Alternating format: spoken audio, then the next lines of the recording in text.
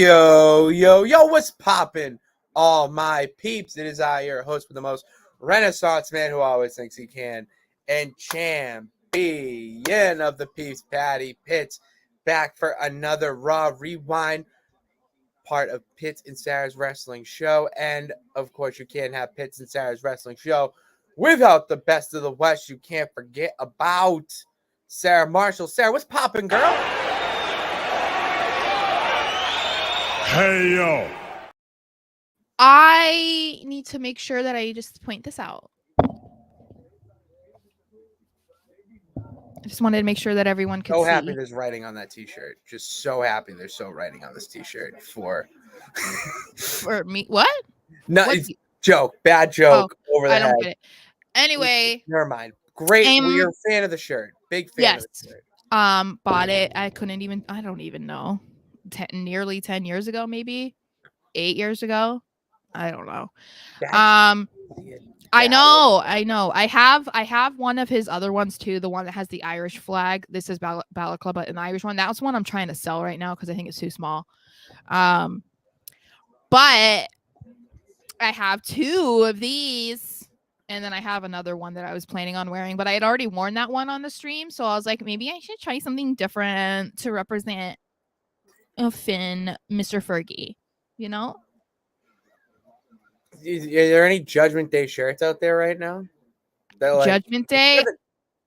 No, and I know there are for the peeps saying, like, do you really not know? No, I know there are, but I'm asking Sara. Oh, is there oh like my the tickle your fancy? I don't know. Let me look. I am currently on the site. So, oh my gosh. There's so many. Okay, well, there's not really that many. I was lying. That one says Happy Holidays. Okay, I don't want that one. A little early. This one feels kind of like old school to me, like a 90s one, kind of, but I don't know how I feel about that. We're talking about wrestling t-shirts right now. Yeah, in case anyone's wondering. The champ is declaring it wrestling shirt season until further notice. All right, Sara. And the only way I can do that really is to buy a new one. And you know, you're awesome because you gave me the little heads up that there is a sale going on. Yeah, there is. So you know what? I'm taking advantage of the sale because that's what champions do. Seize the opportunity. So we're gonna do that and add to that. So wrestling shirt season. Let me know. Let Sara know and I what you guys are rocking for your t-shirts this summer. It might be inspiration for us to wear. Then we wear in the show, and then we're wearing it. Just everything connects. That's what we're here. We're here for the peeps, Sara. And we should probably get into our main course of the day, Raw. Sara, how long do you think I lasted before I fell asleep? An hour. Wrong. I think you'd be very impressed with how far I got. 2.5. We got to the main event. Okay. I fell asleep at the main event. Oh, man. So. So it wasn't that long after you were like, when did Cody get a dog? Yeah, all right. Imagine being a Cody fan and not knowing Pharaoh. All right, you know. Imagine being a Cody fan and not knowing about their old dogs that they had, like Monty, and there was another one that was named after cheese, Colby Jack or something. They also had like little Pomeranians. Those were Brandy's, but of course, you know, Brandy then got with Cody, so they became like Cody's dogs as well. But that's just being like an OG fan, like no big deal. Sorry, I'm not familiar with his work of that with dogs. I didn't really. I'm not aware of his Stardust. He pretty much went to a nonsense galaxy, to be honest, because I did not follow anything really of his till AEW showed up. Wow. Yeah, I was sipping that Kool-Aid hard of WWE. We have like opposite paths with Cody. Like I followed Cody until he left for AEW, and then like didn't really pay that much attention while he was in AEW. So yeah, I knew what he was doing in AEW. It was after like his indie stuff. I didn't follow him at all, and then once he was doing the Elite Wrestling, I was like, all right, this dude, he's he's worked his way back. This is sick. All right, let's get into this before we get too carried away. Yeah, we could go on for hours. I'm in a great mood. All right, so How funny was this? to start off Raw, we had Dom and Mommy kick off the show, and Dominic was trying to introduce the show to everyone, welcome everyone, but he couldn't get any words out because, you know, the coolest thing right now to do is to boo him so that he can't be heard. So Rhea was like, don't worry, babe, I got this. And so she took the mic. And in that Barbie tone. yes. And so she just wanted to make sure that she insulted Cody and called him a wannabe and a loser and said that he will lose to Dom at Money in the Bank. And then Cody was like, I've heard enough. And he comes out and Wrestling. Yeah. One royal family. Did you see that clip that was going around of what his view looks like during his entrance? Oh, it's insane. I don't know how he does that every single night. Man, looks like he's teleporting. Pyro. How do you have pyro like blow up in your face like that? And you're just like, you don't jump. It doesn't. You're not afraid of being set on fire. Like I don't. Man has no fear. No, well, stepping in the ring with Brock Lesnar, you can't have fear if you're doing that. That is true. So Cody comes out and, you know, is just like, whatever, blah, blah, blah. And he ends up quoting the Cat in the Hat. And he said that the reason why he was quoting the Cat in the Hat is because he was dealing with Dominic, who is a scared little boy. And I was like, at first I wasn't expecting that direction. I was honestly thinking of the dad the Debbie. Yeah, that's what I read to my. I kind of had the same thought. Yeah, I was thinking that was going to be the connection because, you know, he was like harping on Cody being a bad dad, just like Ray. So I was like, oh, he's saying that it was a Cat in the Hat quote. And he's going to be like, I was just reading this to my daughter. But then I kind of liked that that wasn't what it was. And of course, Rhea and Dom get so offended over being, you know, insulted by Cody Rhodes that they walk off. And then Cody's all like, get back in here, Dom. And Dom's like, okay.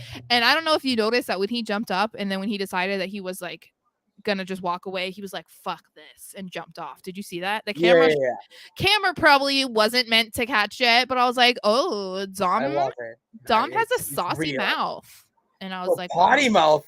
I know. Oh, we don't. So I mean, you know, it is what it is. I felt like the segment was kind of meh. It was all right, but no, I just thought my favorite part of it was when Dom tried to say welcome to Monday Night Raw. I think that's Cody like saying it and the crowd going crazy in his hometown. Mm-hmm. It was brilliant. I just love that element of it. And it's like, all right, now we're kicking off the show. Like it's just nice to see different people start the show each week. Yeah. Depending on what is the hottest thing at that moment. So for Cody and Dom to start the show, it's nice because like, all right, they're promoting their match because, you may have forgot that they're fighting with all the Money in the Bank promotion and titles and stuff. Yeah. To get them back, get Cody relevant again. Mm-hmm. It was good in that. Nothing Cody. The whoa gets me every time. The whoa. I noticed last night they started singing the second verse too. I was like, okay, so are we gonna get to a point where you know they're singing every single word? It'll be a live performance. I feel like that would be pretty cool. So we see a little bit later that Dominic demands a match because he wants to be able to show Cody, just give him a little taste of what to expect from him at Money in the Bank. So he's talking to Adam Pearce and he's like, I have the perfect opponent, that he is a worthy competitor and he is strong. He's big and strong and style. I want to match with this person. And Adam was like, okay, who is it? And then Rio said, we'll get back to you. We'll get back to you on that one. And I was like, was it you that texted me and you were like, it's going to be Tozawa? Was it you? Or yes. Oh, okay. So I said it as soon as Dom spoke up. I was like, it's fucking Tozawa. And that is, of course, it was ever so scary. But so obviously this was super predictable. But what I love about this is that I feel Rhea and Dom are doing a really good job about kind of playing up their dynamic of Rhea being the dominant one, like she wears the pants. I love that Dominic doesn't take himself too seriously because he is so young in the business, and you know, a lot of people in that position want to make themselves look as strong and dominant and legitimate as possible. So the idea of doing something like this, which is very clearly meant to be a joke, you know, like Obviously, yes. obviously Comedic. when you think of strong and worthy, scary competitors, you don't think of Tozawa. So, you know, I think that this is just another instance of just proving that Dom is like a really good worker, because like plenty of other dudes in his position would never be like, yeah, I want to do that with Tozawa. They'd be like, are you fucking kidding me? You know, like, because the ego gets involved. It was a good match. Tozawa got in some pretty good offense. That's what I wrote too. I was really excited about that, because even though it plays well into being a joke, you know, for the reason for the match happening, Tozawa is not bad in the ring, and you don't want to make Tozawa look like a bigger joke just because he's supposed to be the joke of this segment. You know what I mean? Yeah. So it was nice that, like, yeah, he actually got TV time and he was actually able to do stuff. It wasn't like a squash match. You know what I mean? Yeah. So that was cool. Awesome. But yeah, I mean, I just thought it was funny that was what he considered to be like, look at Cody, I'm scary. This is what's going to happen to you, even though you're like 50 to 70 pounds heavier than Tozawa. And like, this is not what I'll be able to do. But yeah, I thought it was actually like I don't know. They entertained me. I find the Judgment Day, like, in Rhea and Dom are just so great together. I just remember this as you're saying. Do you remember how Cody ended his promo with him? He said, "You're just a little mama's boy or something, or will you be mama's boy?" Yeah, and Dom, he says, "You can see Dom looking like I am." I know. Like, and she rolled her eyes. I was just like, "That's committing to it." Like the whole thing and not taking yourself seriously. It's like, go along with it. That's what the crowd wants you to do. That's what we want to see. Like that, honestly, that little comment popped me and got me still talking about it right now. So you're doing something right. Well, and then I don't know if you saw, of course I don't read everything that comes out, but I kept seeing a ton of reports yesterday and last night again about how pleased WWE executives are with the Judgment Day and how like they're like ecstatic about how well they're doing and blah blah blah. And I was like, oh, it's about time that you guys feel this way about the people in there, because it's only been a year and they've been dominating TV. There, it's you know, and I said this before, and it's not an exact equivalent, but I feel like the Judgment Day have become the Bloodline on Raw. Like obviously their story is nowhere near as deep or as complex. No, yeah, I but know.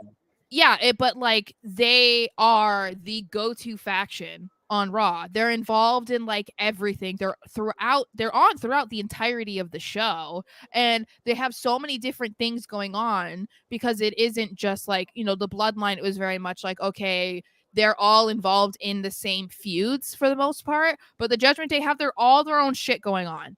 And so they're all over the place. And so it's really cool to see that they're finally all just getting this credit. And obviously we'll get to it, but like Damian being in another main event, Finn having a phenomenal match, which we'll get to, Rhea and Dominic starting the show, and then Dominic is having a match with Cody Rhodes, who's the hottest babyface right now. Like Rhea getting involved in potentially big storyline soon. Like it's really cool to see. I'm very excited because, you know, I'm a big old stan for the Judgment Day, you know? If Dom beats Cody due to Brock interference, does that hurt Cody more than help Dom? No, not even. This is the thing that we've talked about too. Like on any other day, would it possibly hurt Cody? Maybe, but we understand the direction of the story that this is going. This Dominic feud was just a temporary thing that was meant to kind of hold him over while Brock took a month or two off. And if Brock comes back, we know that it's just going to be a build up to SummerSlam, and it's going to be a humongous match at SummerSlam. And so imagine the pop at SummerSlam. Or I'm sorry, at Money in the Bank for this. The heat that Brock would get, the heat that Dominic will get by winning Oh my from God, an interference. oh my Like, God, the O2 would boo him out of the building, which would be probably the greatest thing ever. yeah, so I think that it's going to be a benefit to all of them, and I think that we need it, especially from Brock, because even though Brock is like a bad guy, and especially going against Cody, it's easy for people to hate him. He still teeters that line of being cheered for and booed. So he really needs to do something that's going to make people completely go on Cody's side. And I feel like he's been gone for a bit long right now. And so we need something like an interference to make Cody lose to a stupid opponent like Dominic He in needs to be order. buried more. You need to keep burying him so that climb gets greater and greater. Yeah, and then he has more to stand on when they're building this feud with Brock for SummerSlam, part 3. So, yeah, I think it's good for all of them, honestly. Do we have any other questions that relate to what we're talking about anyway? Yeah, I don't see any. No, you're good. Okay. So, I wanted to make sure to talk about this because it wasn't like a super long segment or match. It wasn't a really long segment, but I want to talk about it. So we had Shinsuke Nakamura versus Ricochet. So they kind of gave us a preview of what we are going to expect from Money in the Bank. And I have to tell you, before even talking about this, I am so excited for this Money in the Bank match, the men's Money in the Bank match, because we have so many new people, so many new guys in this match that we have never seen in the Money in the Bank match, that we've never seen in a ladder match. And all of them are so hungry for it, and I think that's what is going to make this match potentially a match of the night, because when they have that hunger, that drive, that determination to not only look good for their own selves in their own career, obviously, but when they're so passionate to try and become like the next guy, the match is almost always absolute fire. Like, and this is going to be a match of all of them. Just like What I'm just excited about is the different talent going up against each other with the show. Is that you're not going to see the same group of guys in a ladder match that you would see in a tag match on Raw. So, and vice versa. So, LA Knight to go up against, why am I blanking? Raw, Money in the Bank, Shinsuke, like LA Knight, and Shinsuke, or Damian or Priest, Damian, or like just it's in Santos Escobar on top of that with Ricochet. Like, what crazy shit are they going to do off a ladder? Or Logan Paul. Or Logan Paul, I think, will actually try to climb the highest ladder he can find, or tallest ladder he can find, and try to do like a Phoenix splash onto the outside on all. I mean, he is a type of guy. Yeah, I mean, he's the type that likes to have all the attention too. So he's going to try and do the craziest spot in the match because he's going to want everyone to talk about it. Because not only does it benefit him, but it benefits the company. I mean, it might be great, but he also needs to remember he's not like Jeff Hardy. You know what I mean? Like, this is not the type of stuff that you're used to doing. So be careful a little bit, because you can't just like, I want to recreate this from WrestleMania 30, whatever, WrestleMania 22, and jump off the top of the ladder and do this crazy shit. And it's like, you're still a normal dude at the end of the day, though. Like, you're not used to falling off of ladders like these people are. So, I cannot wait for just the different types of spots we're going to see. It's exciting. It's exciting. So they had a really great match. I felt like what was kind of cool is obviously this crowd was really great all night long, but the crowd was really interesting during this match too, because there wasn't a clear favorite. They were killer when Shinsuke came out singing his song, which I'm so excited because I just love Shinsuke, and they were in love with Ricochet too. So throughout the match, there wasn't, they were cheering for both sides, which was cool, except for Bronson Reed, who was ringside. So I love that dynamic still. And I kind of still wish he was in this Money in the Bank match. Imagine him. So he's going to interfere. Okay, well, he is. Yeah, maybe, yeah. But, like, imagine him, because he's the only, like, big dude that would be in that match. I mean, obviously, LA Knight is big, but he's not big the way that Bronson Reed is big.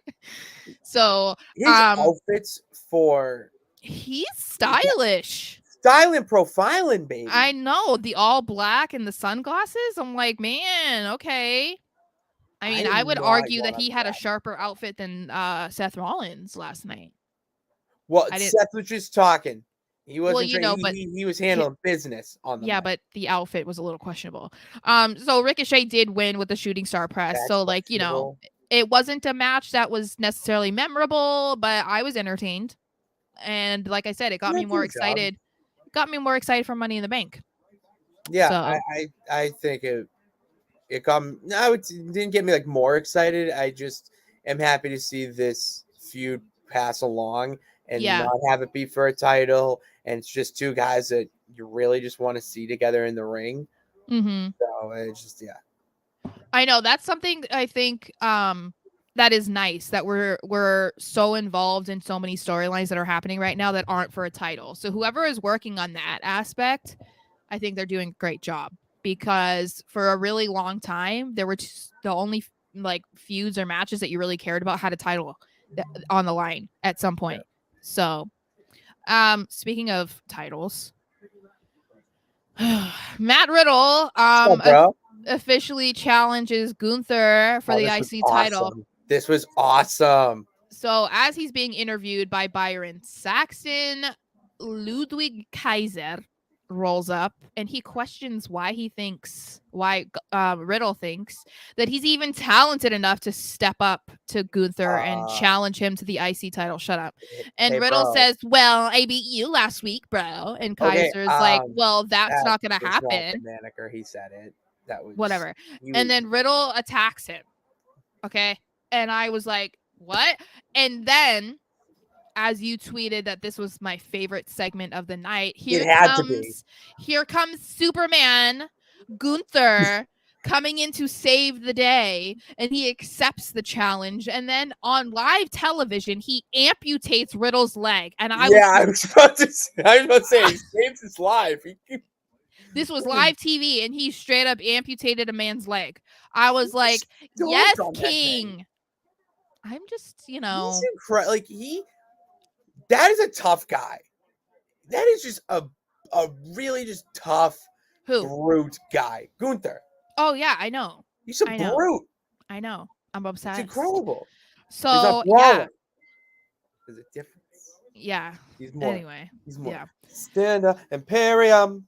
Yeah. So I was fine with this. We're continuing that. Still, giving it to Riddle for my boy Vinci. I appreciated it, except like they maybe needed to like have a warning for us. I didn't realize we were going to see a man lose his leg, but it is what it is. So then we had Raquel Rodriguez faced Ronda Rousey in a doozy of a match. And poor Raquel, she couldn't even save this. I mean, whatever. So they had both tag team partners were ringside, which means Shayna and Liv Morgan were both ringside. But this is the thing, like, obviously I wanted to watch because I was like, okay, this is kind of like a preview of Money in the Bank because we know Liv and Raquel are going against Ronda and Shayna at Money in the Bank. But Ronda, and this is the thing, I'm confused. Okay, so initially when you're watching a match with Ronda, you're like, okay, she's in a space of being a professional wrestler, right? So you're watching her and you want to see her do professional wrestling moves. She doesn't do them. So then I'm like, okay, all she does is her UFC moves. Like all she does is submission holds. Like that's all she does. And so it's like, part of me is like, is it unfair of me to expect her to do professional wrestling moves? Or is it like unfair of me to like criticize her for sticking to being, using her UFC training? You know what I mean? Like, so no, so I will say I did not watch this match twice when I watched the show. I did not watch it. The first time I went up to go get my dinner. The second time I fast forwarded it. I have no interest in Ronda Rousey right now in the WWE in any sort of title picture, in any picture, HD or standard edition.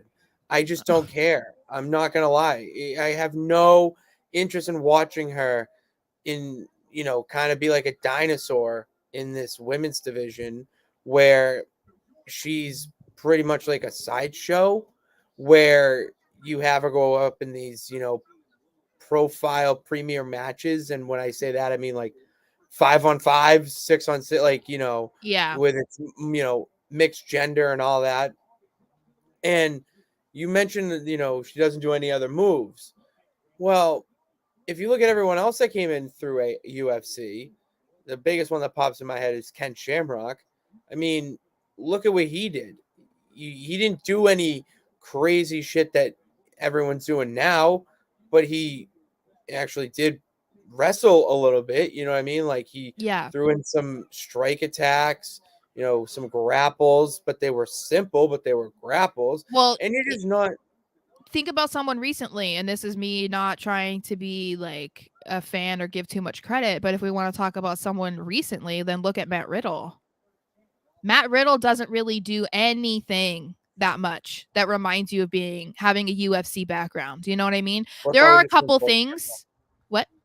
No, it's just you bringing up Matt Riddle is just like Oh, the perfect. And no, I say this in like a serious way because the fact that you're bringing up Matt Riddle to prove a point about Ronda Rousey just shows how absurd it is that it has been this long and she is still as stale as week old bread.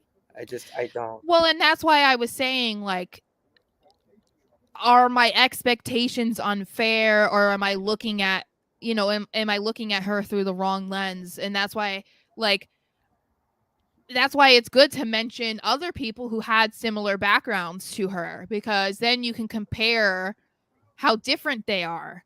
And Yeah. so to me, we've talked about this, but it just feels like Ronda doesn't actually want to be a professional wrestler. She wants to be former UFC Golden Girl in WWE, Ronda Rousey. That's what she wants to be, because I think that it was fun at first, when she was first around and she was like feuding with Triple H and Stephanie, and it was like, oh, okay, this Great. is, it was great. But then it's like, how many years ago was that?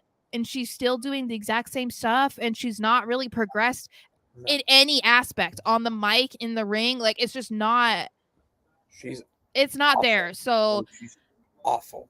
yeah, it just, I feel, maybe it's unfair to judge her harshly, but I feel like it's been No, too well. I'm done being. Well, it's because I'm trying to be. You're the positive one here. I'm not. I've I'm had it. There is too much good shit going on in the women's division right now, even with the tag, like in there holding the tag titles hostage, where you could have a nice feud between Isla Dawn, Alba Fire, and the After Party. That's what I'm well, naming them. Just yeah, I because know. it's so easy. Yeah, I wonder what this is going like. What's going to happen too? Like, we'll talk about it in our prediction show tomorrow, but Tomorrow. I do wonder if this had any indication about their plans for this tag team match on Money in the Bank. So we'll have to see. But anyway, do we have any comments that are relevant to what we talked about before? Excuse me, I have hiccups before I move on. If Ronda and Shayna have a long reign, who should beat them after? Caden Carter, Katana, and Carter, or Alba and Isla, or the returning Sasha and Naomi. That is, I wish, in a dream world, buddy. I think Sasha is more likely to come back than Naomi, but correct. I just see Liv. I see Liv and Raquel taking yeah, it away. yeah, I don't think they're As gonna have a Money in the long reign. Bank. And then what they're going to do is build up a women's tag team ladder match at SummerSlam.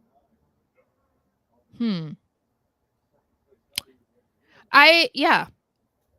Go Raquel ahead. versus Ronda could have been longer, and honestly, Raquel should have had one because I don't see Liv and Raquel winning. Ooh, interesting. Ronda and Shayna need a longer reign to make these titles feel bigger. I disagree. The fact that they have them on they have the titles, what's the word?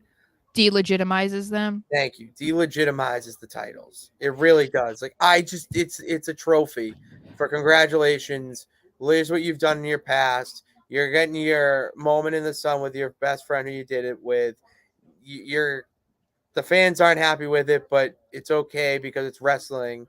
Now it's time to get them happy again because Liv's healthy, Rocky's healthy, and this women's tag division is only going to get better because they unified the titles. They can go down to NXT now. And wouldn't you rather have the tag team mentoring the next generation be more like Liv Morgan and the After Party rather than Ronda fucking Rousey? Well, I think that Yeah, Raquel and Liv they came from NXT. So it'd be cool for them to then return to NXT. You know what I mean? Cuz I absolutely. think that that was one thing that people were talking about with some of the main roster talent that has gone down to NXT. Either they're not really that over or they were never really over when they were in NXT, hence why people weren't really all that excited about like Dana Brooke being in NXT for those 2 weeks. Like she didn't, because she wasn't over in NXT when she was there originally. But Liv and Raquel, like I think that they could be cool to go down to Oh, it's different. NXT. So yeah, I think that that would be a cool thing to do. All right. Anything else? I do not see anything really. Yeah, Okay. waiting on things. Okay. So Waiting then, on the world to change. okay. Yeah, So continue. so Oh, then we. Oh, I think Raquel and Liv are better as singles wrestlers, while Shayna may never return to how well she was pushing 2019, 2020. I agree. I think we both agree with that. well, also Shayna's like in her 40s, so I think There that you they go. kind of need So to move that's on fair. from pushing her. Okay, so then we had Seth Rollins who came out in his bedazzled tracksuit, and I wasn't a Loved it. fan. I Loved wasn't a it. fan. Um, and he calls out Finn basically because he jumped him multiple times last week.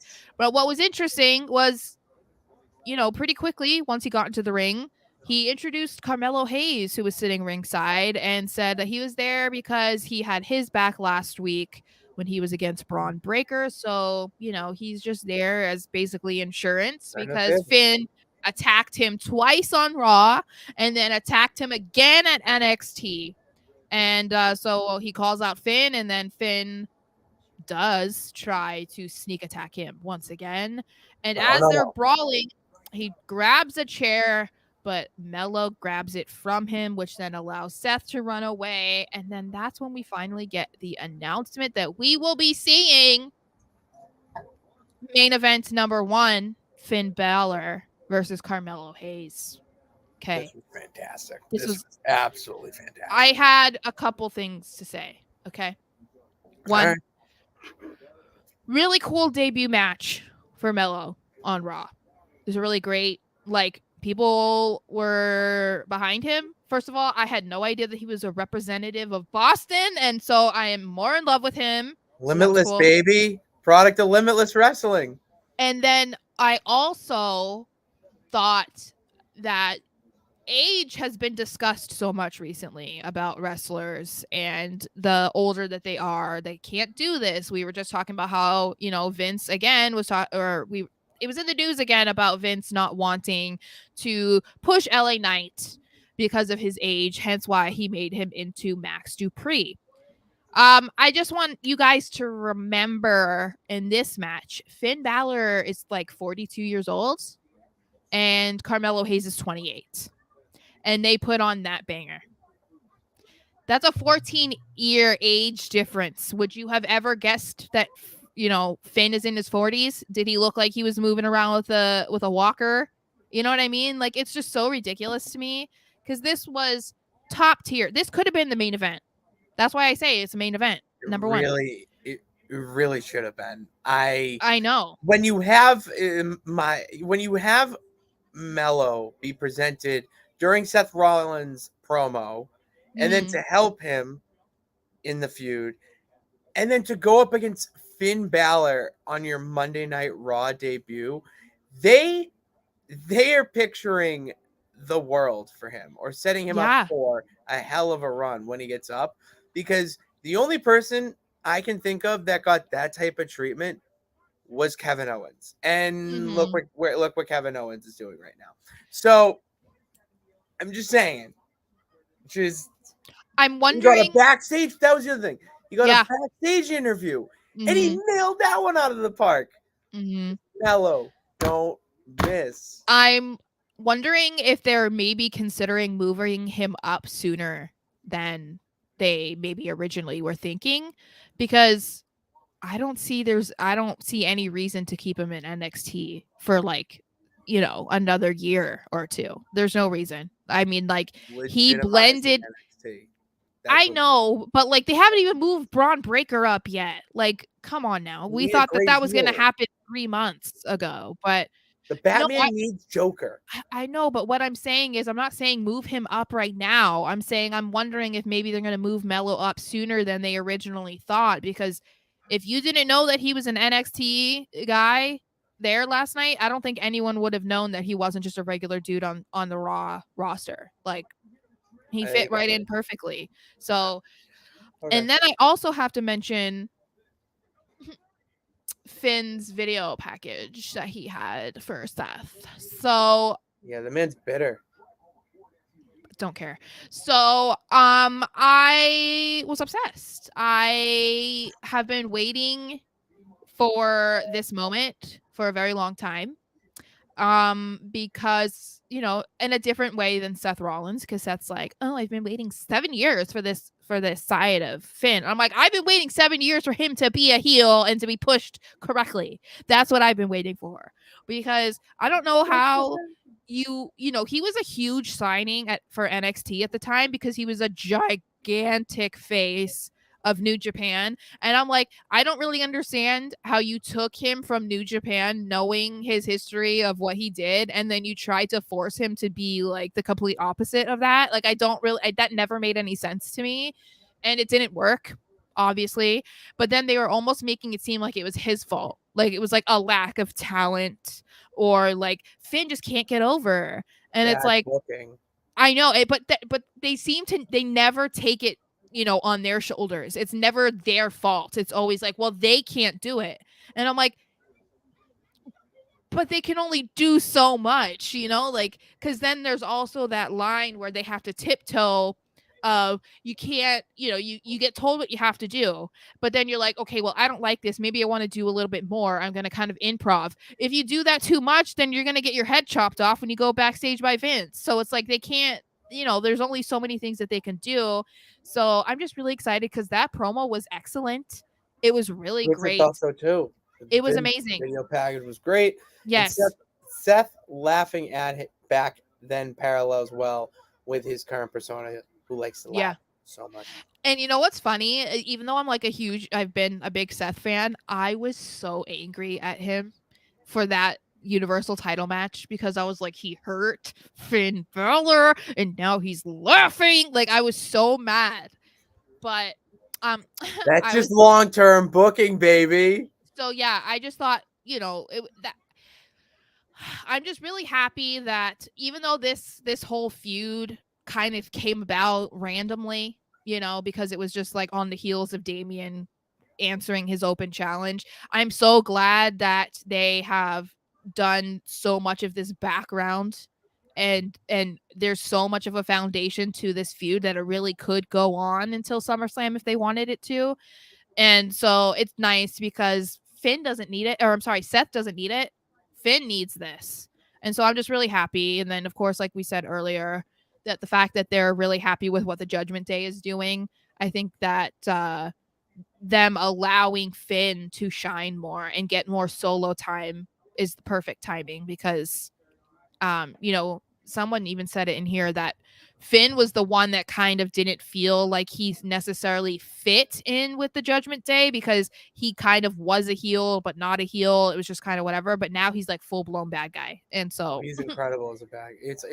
He I'm is so good as a heel. It's baffling. he's It also took this really long. attractive. So It always helps. yeah, because I'm just a part of the Balor Club. You know what I'm saying? You know what I'm saying? I'm just saying. Is there any other comment? Yeah. Yeah, we got a But- couple. Okay. I love that thing. Finn's injury resulted in Seth not being able to use the buckle bomb for a few years. Yeah, that also, Finn was not the first person to be injured by that. That was Well, Sting and someone else into the buckle, and Sting had to retire for a little bit, then went to no, that was a WWE. really bad time That was period for really Seth bad. because he kept injuring people. So that was it was a rough period for Seth because he was, I mean, he was getting a lot of heat from fans, especially for Sting. Sting was the worst because we missed out on Taker, which I'm Yeah. still not over. Yeah. Triple H is in New Japan history, but Vince, I disagree that Vince didn't. Vince just saw as an undersized but a talented wrestler who suffered a major injury, thus resulting in his deep push. Vince knows, but Vince is old school, where you do not mention the forbidden door. Mm-hmm. In this day and age, you kind of have to know about the forbidden door if you want to have a good product, because even if you don't mention it on your show or even do business with them, you still have to know the product to make your own better. So he Well, knows, but his stubbornness in steering into that skid cost him that. So I will say that because Triple H knows. I and have a theory that Triple H is a low key fan of Impact, the old Impact, Ring of Honor, all that, because look what he brought in. and the other issue that Vince has is that he doesn't like talent to get over on their own or to come in already being over. He likes to be the reason why they get over with whatever he books them to do. So for Finn to come in hyped up already because people are like, "Oh my god, this dude, the Bullet Club New Japan, he's legit."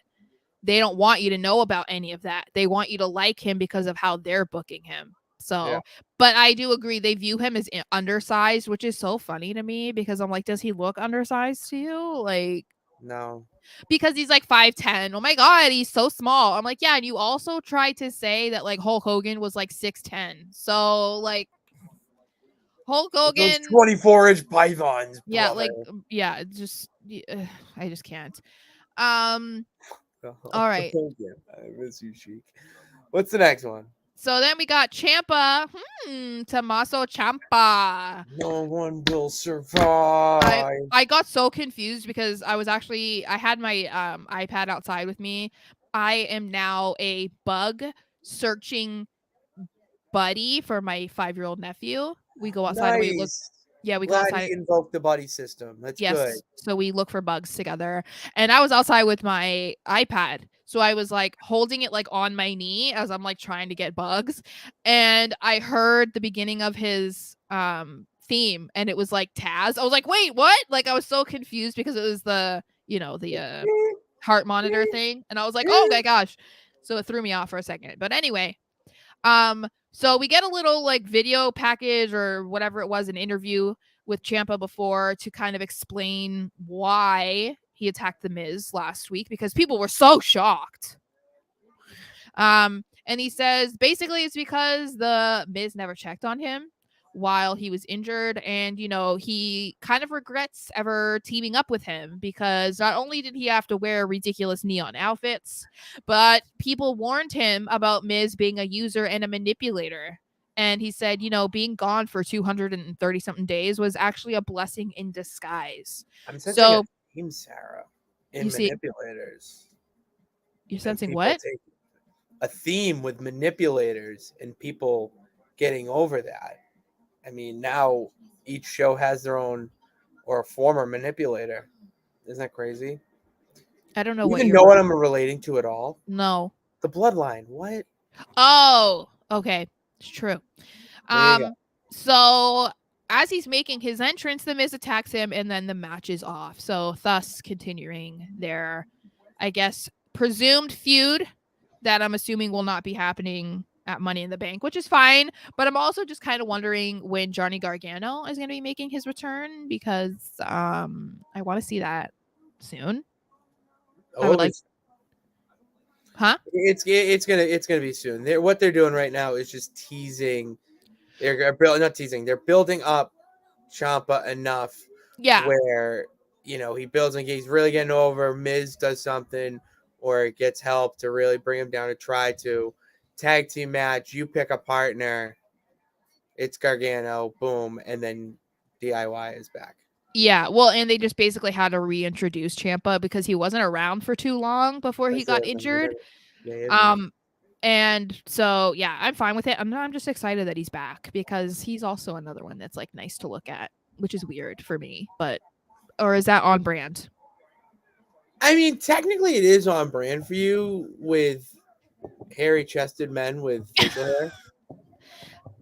Yeah, okay, that is true, but that's not true of everybody. I would because say you're rugged. You like a rugged man. yeah, a manly man. Like And his Giovanni hands Vinci. aren't soft. No, they're not. There you go. All right. Then we got Sami Zayn and Kevin Owens rudely interrupting. Well, Sarah, Imperium. it's about damn time that Imperium got a little bit of their own medicine. Well, that's exactly what Sami and KO said. Yeah. Because Kaiser was just like, move along, keep walking, just Pompous. don't stop here. And they were just like, we're just giving you a taste of your own medicine because this is what you've been doing. And obviously you can see that you're not a fan of people just interrupting you for no reason when you're not even talking about them and blah, blah, blah, blah, blah. And Kevin's just going on and on and on. I don't know what whose idea this was to just have him like freak out every 2 seconds, but I love it. I absolutely love it for this. So their tag team. Yeah, so Kaiser's like, you don't even have a reason to be here, and KO's like, we do have a reason, and it's because we are mad. Sammy's like, we're mad about what you did to Matt Riddle, and he's our friend, and Kevin is still not on board with being his friend. That was so funny. And I was like, so funny because I love now that Matt Riddle is attached to them because Sammy is just too nice of a guy. Yeah. I know. Kevin's like, what are we doing? Like, I know. But that would be me too. I'd be like, wait, I'm supposed to be okay with him? Okay. Like, at least in this moment, I'll pretend to be okay with him. But you're like, get out of my face. Yeah. So Kevin accepts it, and then Sammy challenges Gunther to a match, which I was like, yeah, okay.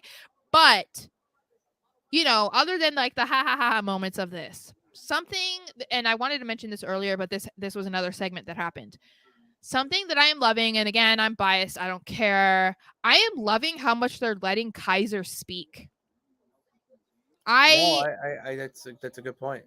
Because, before Vinci got hurt, or I mean, basically, yeah, since it's just been Kaiser and Gunther, all you ever really heard from Kaiser was when he was introducing Gunther, hyping him up, or kind of just like saying like a sentence or two about like, oh, what to expect from me and Vinci, blah, blah, blah. But they're like letting him have full-blown conversations, and he's really good.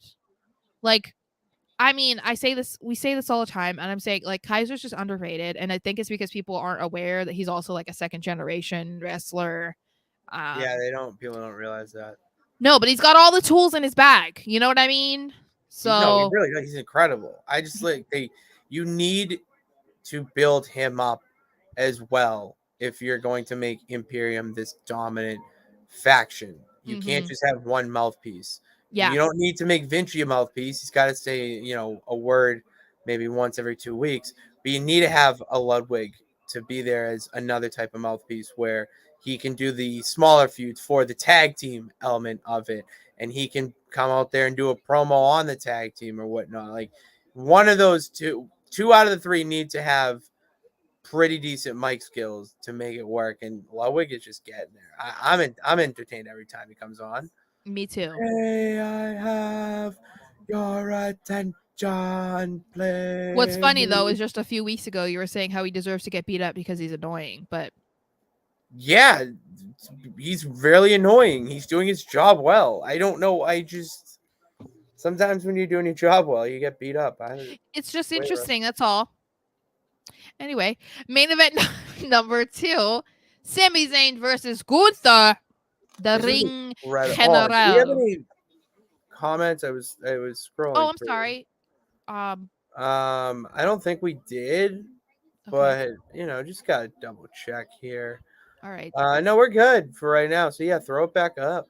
All right. So then we got main event number 2, Sami Zayn versus Gunther. And I mean, my main takeaways of this match was that it was brutal. Sammy got a whole lot of chops. A whole lot of chops. Oh, yeah. Um, Yeah. I was also excited to see Giovanni Vinci hobble down the ramp with his Oh, crutches.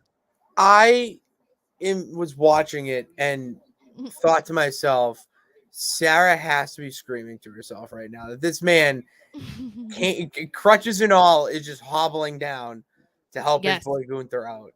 I was like, what? Incredible. I was outside looking for bugs, but yeah, no, I was very excited because I wasn't expecting that. So I was very excited to see him back looking sharp, you know, in his all black with his crutches. And I was like, you know what? It reminded me of when I had to use crutches and then I decided I can't do this anymore. And I got a knee scooter when I broke my foot because I You know, the couldn't use knee scooter over crutches, crutches are not easy to use at all. but the knee So scooter's a nuisance. no, it's not. Dude, I'm wheeling around. What do you mean? Yeah, but like you can't. I don't know. I would just like. No. Then I your was able leg is hurt. Like your leg's up that entire time, and you're I just had a like, I had a broken foot.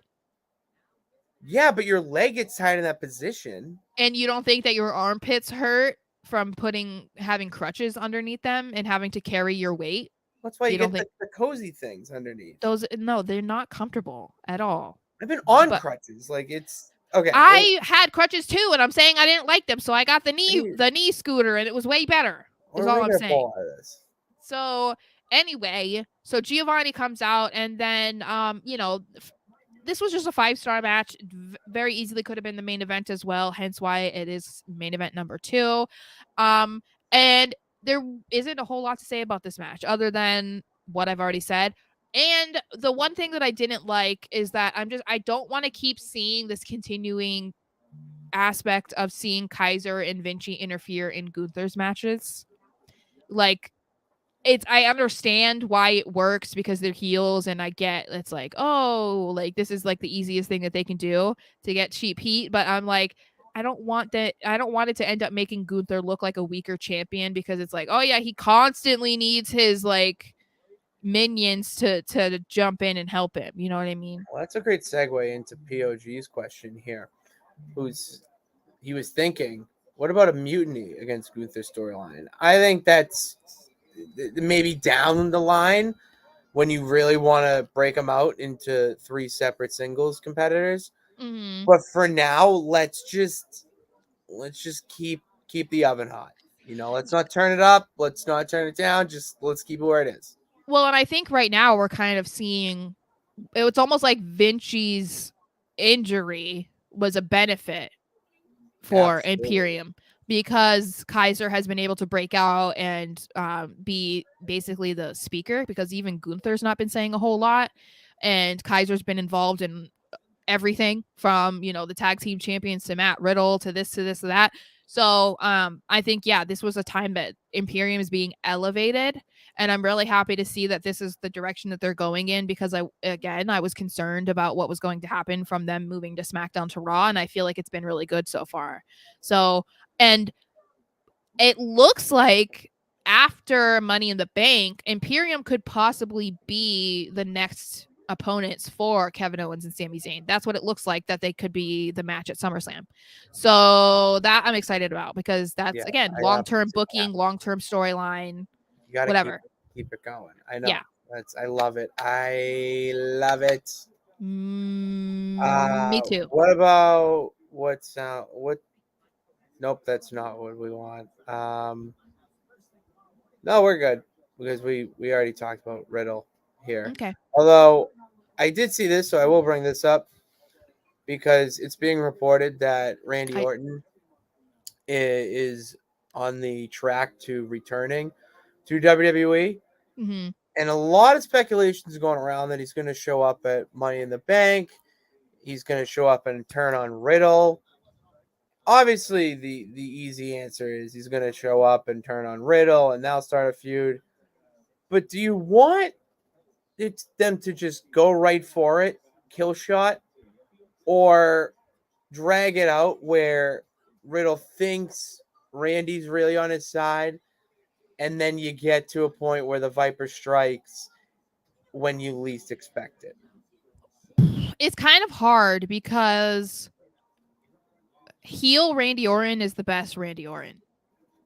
But he's been gone for over a year now. And before he left, he was one of the biggest baby faces on the roster because people were obsessed with like, bro, Randy Orton, so I don't know if bringing him back as a heel is necessarily the right move because people are going to be really excited to see him.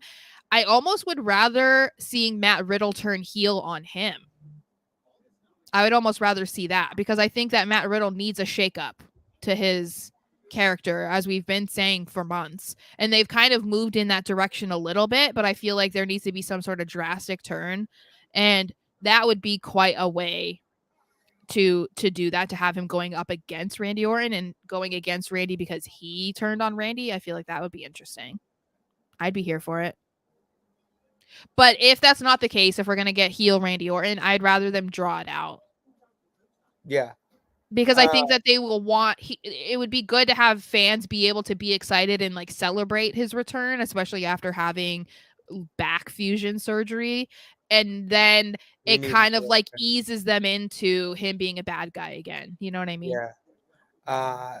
Yeah, POG saying Randy turning on Riddle will be the same as Ciampa storyline with The Miz. That doesn't sound right. It's kind of tomato potato, same thing where, yeah, he's turning on because, didn't check. But Riddle was really giving shout outs and probably texting Randy a little too much while he was away, which that could even lead to a turn where it's like, dude, like, I was your life. You need to be your own person.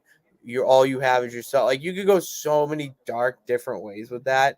So it is the same, but on the opposite side of the spectrum. So I just waiting for it. I want to see how many more topics we have because I got a question from David.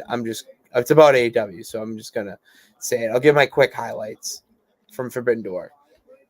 Kenny Omega Will Ospreay needs to be watched by every single wrestling fan ever. Okada Bryan ending to me was disappointing, but once you found out that he fractured his arm, it makes sense. I'm not sad about it. I'm sad about his arm because I would love to see him at Blood and Guts. I'm trying. A lot's going on. I'm happy they had the Jericho match in between there. I wish I got to see Athena. Am I missing anything? A Jungle Boy turning on Hook was bizarre. I think he's just lost. So go after Hook. It makes sense. That's if I think of anything more, we'll mention it on Thursday's show. So continue. Okay. Oh, sorry. I was checking my TikTok. Okay. Then I felt like this segment between all of the women that are going to be in the Money in the Bank match, I thought it was just kind of a weird thing. I mean, I understand the premise was to get people like intrigued and interested in hyping up this match, but I just felt like it was kind of weird.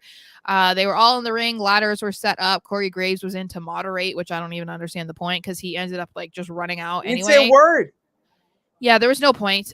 So Bayley goes on about how she's the only one in the match that has Money in the Bank experience, and she even won. So she's clearly the front runner. But then she's like, oh, I mean, Io would be a great winner too. And we're like, okay, so here we go. The Damage Control, the foundation of their drama is set now. Then Zelina gets on there and says, oh, I'm so tired of Damage Control just ignoring the rest of us women in this match. So she hypes up Becky. She says that Zoe is just a groupie, that Trish is great, but she has no experience in a ladder match or in Money in the Bank, which I'm like, that's iconic. And Zelina's like, I'm going to be the winner. And then Trish, oh my God, I love Trish. She said that this might be her first ladder match, but winning is what she does. And they'll be thanking her for being a part of such a historic moment. And I was just like, see, this is the connection we like about the thank you Trish stuff. Like, she's on fire. I don't care. Yeah, she's the veteran in this match. But I loved how everyone was pulling for Becky. Because that's all I cared about in this match. I just wanted to see what Becky Lynch was going to do or say. Did Becky look exceptionally beautiful? Because my God, she looked so good. I was just like, this is unfair that you've had a child and you look this way. Incredible. But So she ignites a brawl, and it comes down to her and Io, and Io is like, "I'm gonna moonsault on you." When she punched Trish after Trish did her little speech at her, Mm. oh my god, that was a hell of a forearm Yeah, that rocked her world. that was like a few weeks in the making too. You know, Oh, she's like, "It's been too long." that walloped. She was walloping that a little bit. Yeah, it's been too long. I need to punch you. Yeah. So Becky is the last one that's in the ring. She drags the ladder, climbs it, and is grabbing the briefcase. And it's like, oh, is this a spoiler? I still don't think that she's gonna win, but you know. No, when they touch it and do stuff to it beforehand, it is an omen that they are not winning. Okay, well They then don't that would touch it. mean that would also mean that LA Knight isn't winning then. So that's cool. Oh fuck! See, I And knew I then was gonna. actually, did he touch it? Or did he just stand under it? I think I he don't know. touched it. Okay. No, but she took it off. That's my thinking. Is that there's a Okay. difference? She took it off the thing. I'm like, all right, you didn't do that. So what I did like was when Becky was coming backstage, she runs into Rhea Ripley. See, this is And where my mind goes. Yes. yeah. So she tells Becky that you better hope that you don't win that Money in the Bank briefcase, because if you do and you cash it in on me, I am going to end your career. Becky says when she was a champion, she was main eventing every single town, and Rhea is just a main event side piece. And I was like, ooh, baby. And she says, if I win that briefcase, I just want to win it to see you squirm. So obviously this looks like they're laying the Hell of a groundwork line. for SummerSlam, but I do think this might not be something that happens at SummerSlam. It might happen afterwards, because I don't see Money in the Bank being the end of Trish and Becky and Zoe. I don't see that. I don't see that ending there. Well, that's what Richard says here. Is that he loved the backstage segments foreshadowing Becky and Yeah. Raquel.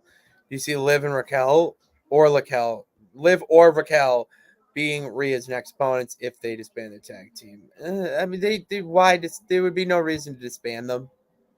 Right now, maybe if they lose, but if they lose, I think I'll be disbanding my mind from my body.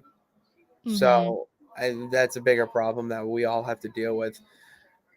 What sounds like a better storyline for SummerSlam match? Becky focusing on Trish and Zoe, or making someone else win, or Trish winning Money in the Bank to cash in on Rhea and Becky. I was thinking the opposite, actually. I thought if they're going to have Becky win, she's going to cash in immediatamente, like that night, and Trish will cost her at the very last second, and it will set up their SummerSlam. Because if you look at the stats, the women's Money in the Bank holder, minus the outlier of Carmella, that is a hot potato. All right, it is. Well, and the rumor right now is the woman winner is not going to cash in successfully. That's the current rumor. It's been perfect. So, every woman has been perfect. But the thing that I hate about that too is that Becky doesn't need it though. You know what I mean? Like I guess if they're gonna be unsuccessful anyway, then I guess it should go to someone like Becky who doesn't need it. But I almost would love to see, kind of like what we saw with Io and Bianca.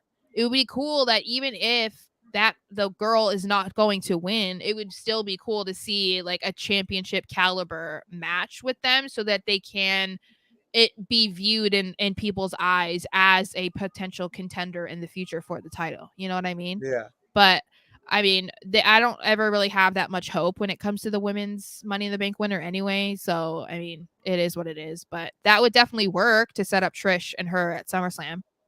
So, then we get to the real main event number 3 in my book.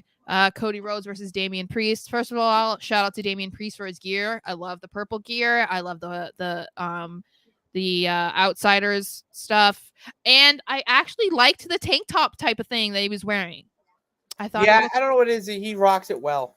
Yes, he does. It's new. Yes, and again, there's not a whole lot to say because it was an awesome match. I'm glad that it was the main event. I'm glad that Priest was in it. I'm glad that Judgment Day, their presence was felt, that they interfered in this match.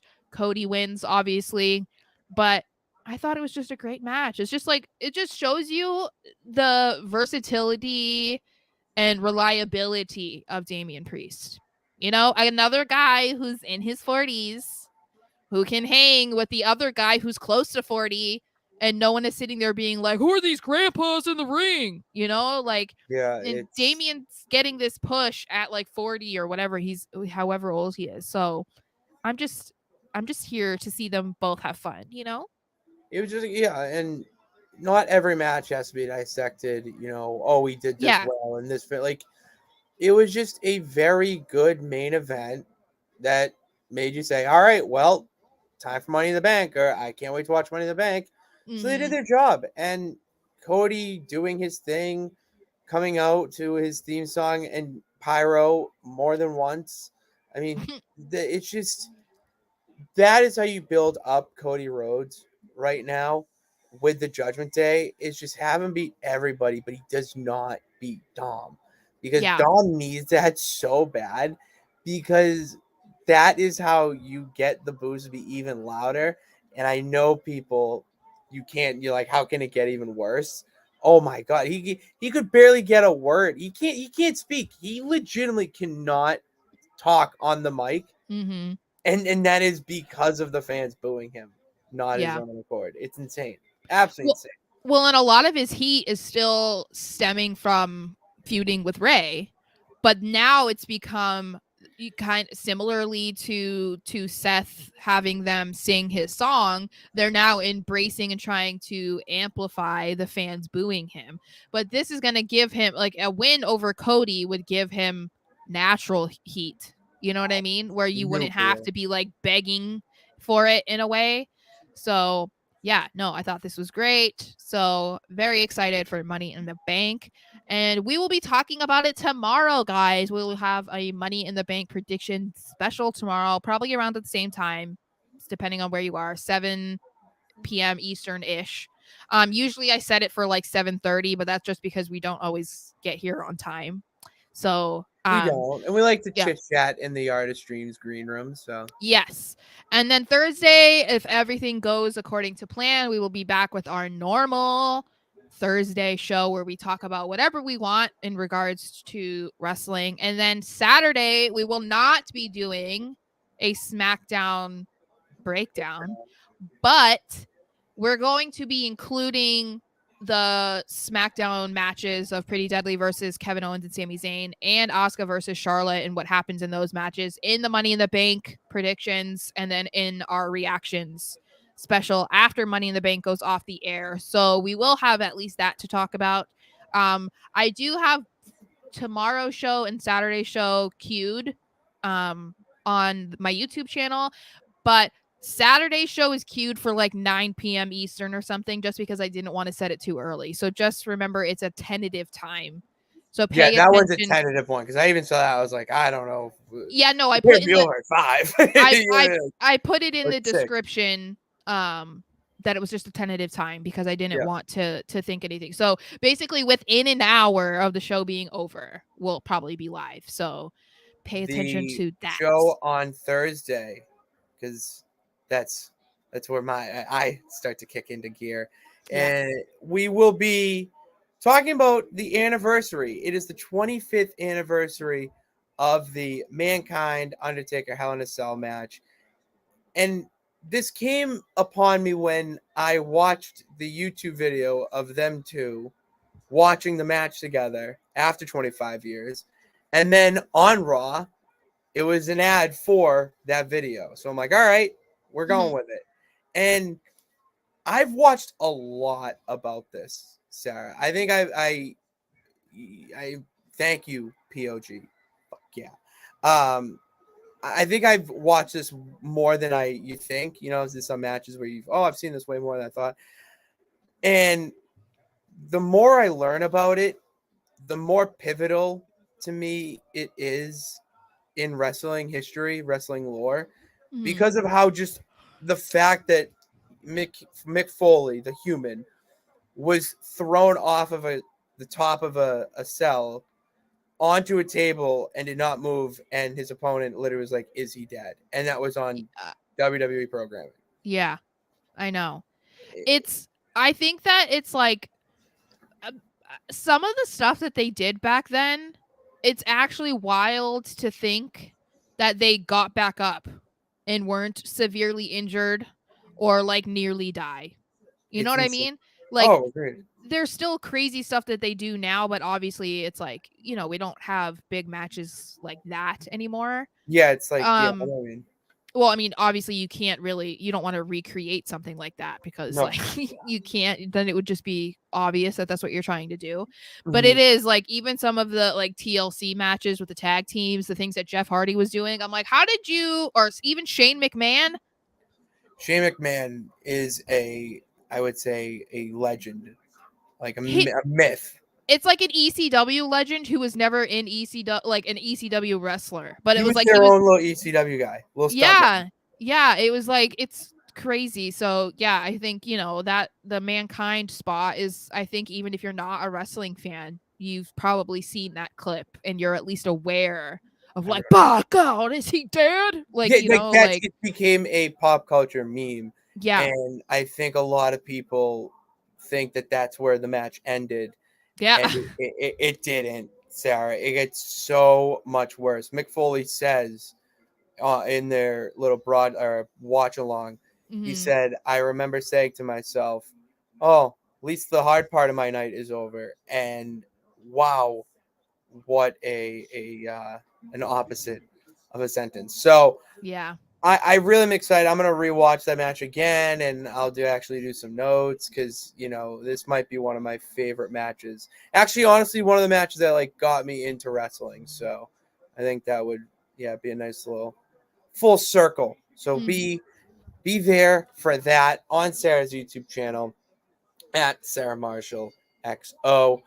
And if you like this stream but don't have the hour and 59, actually just hour and 12 minutes Hmm. of sitting here with us in the artist streams talking raw, well, you can go and check out the clips, the YouTube shorts that are in the archives. I think we're at like 400 videos, right?